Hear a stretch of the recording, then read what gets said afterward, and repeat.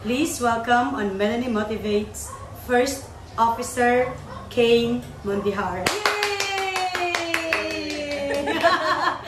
Thank you so much, sir, sa pagkadto. Good afternoon. So, my viewers and my followers would like to know you more. Can you tell us a little about yourself? Good afternoon sa Tarano viewers.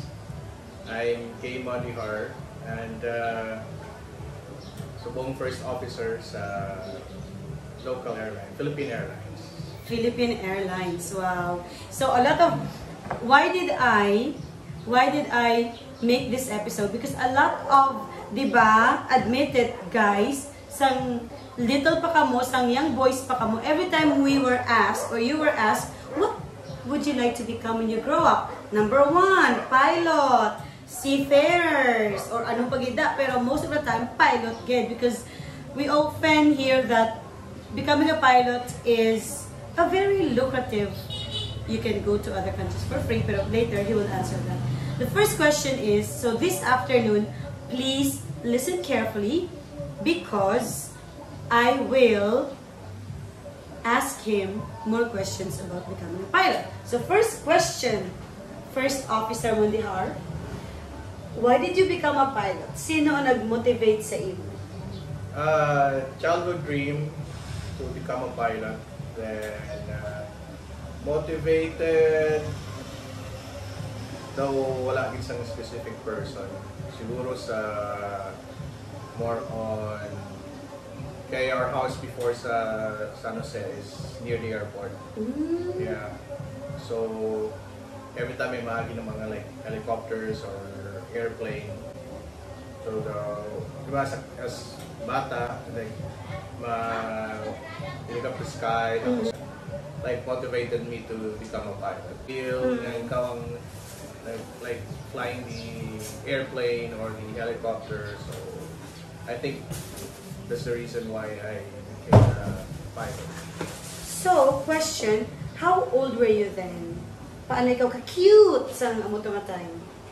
I think mga 4 or 5 years old when that time we transferred sa San Jose. So, fast forward, sang-ara ka na first time mo na kadto sa flying school, panawag na? Ano na panawag? Yes, flying school. So, how did you feel like? Wow, childhood dream come true. Ano ang feel mo that time? First flight, super excited kid. Then, especially hearing the start of the engine, like, isip ko na, wow, this is what I want to be kid. Then, first takeoff, kanami isang feeling, and especially when you're flying the small airplanes, makita mo yun na like you're going up from the ground, then makita mo like the sceneries, the talo. So I think that's it. Total experience siguro, I'm very happy. Hindi na yung mga destination sa first mga take-off. First takeoff, so when I was a student pilot, I was in Mactan, Cebu. So yeah, my first airport nga nag-take off ko as a pilot is in Mactan, Cebu. Then we went local flight lang. I think we went going over Bohol. Wow! Yeah. Kita ko ang Chocolate Hills? Chocolate Hills. Amazing! And then we turned back, tapos nagland, balik sa Mactan. Honestly, tell us, kulbaan ka wala? Nangingibabaw yung excitement? Yeah, I guess mas more on, I was happy, excited, like that. Pero though, kulba, though, I can't remember na gidoging kulbaan ako in my first flight. Yeah. Different yung magulong feeling kung since bata ka pa, mo ginahin mo nga, nga gusto mo lang nga fine, and though, even I think even if siguro may kulba man or whatever, pero kumaga wala mo na ito naisip kay, wow, this is it. But then, for the information of everybody, it's not easy flying a plane. So, tell us, what were the challenges when you were encountered when you were just a student pilot and mga trials and for example, road to becoming a pilot? Yeah. Well, actually, when I started flying, just like any other vehicle, it's like learning how to drive. So in my experience, I learned how to fly a plane before I learned how to drive a car. So from bike to airplane. And so challenges siguro, just like any other course, so you need to like study and unlike driving or even when we drive sa car, diba? So we need to know yung mga rules and regulations sa kalsada. So same thing also when we fly. Aside from the rules and regulations, you need to know how your aircraft operates, the weather, everything around you. So you need to be aware. That's why number one, or I think isa sa factor na you need or character or skill that you need to develop when you want to become a pilot is situational awareness here. So you need to be aware of what's happening around, not only what's happening inside or what's happening sa aircraft mo, but also what's happening around you. What are the qualifications, requirements for you to enter the flying school? Flying school, minimum requirement now is just being a high school graduate. You can get the student pilot license. And from there, you train, you fly, build time, and then you upgrade your license until you become a commercial license.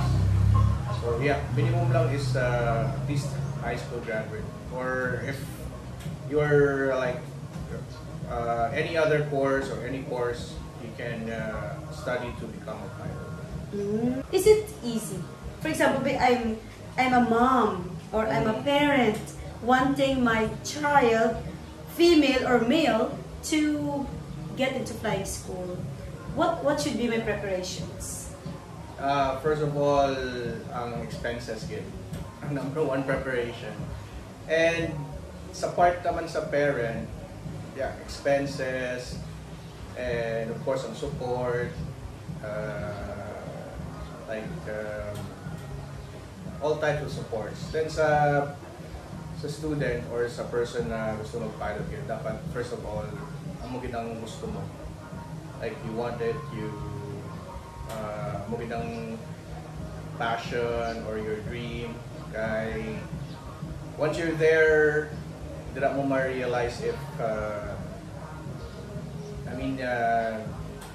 lot of sacrifices kid, especially when it comes to studying, sa schedule, sa oras. So, just like any other course or degree or profession siguro, better gid na amugin ang gusto mo. Yes. Dapat. In the first place. Dapat. So, advice sa mga children, sa mga students, if there's something that you want to pursue, as long as passion mo gid, I think ma-overcome mo na. And good thing man, I asked about the support, kasi syempre, let's face it, going into flying school is very expensive. Hindi na siya nga walk in the park lang. Yes. But then, after the trainings and the expenses, you now can fly. And this very good question, lahat sa tanan, what are the advantages of becoming a pilot?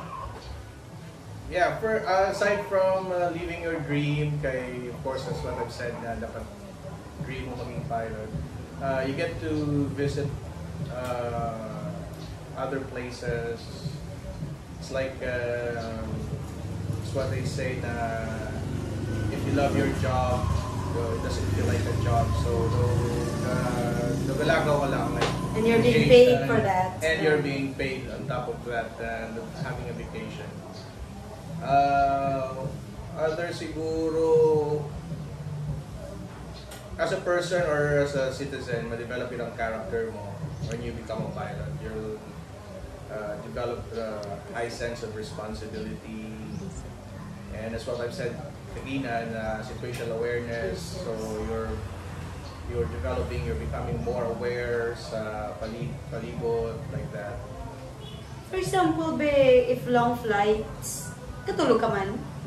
Yeah, so when we do long flights, we usually have this what we call a controlled rest.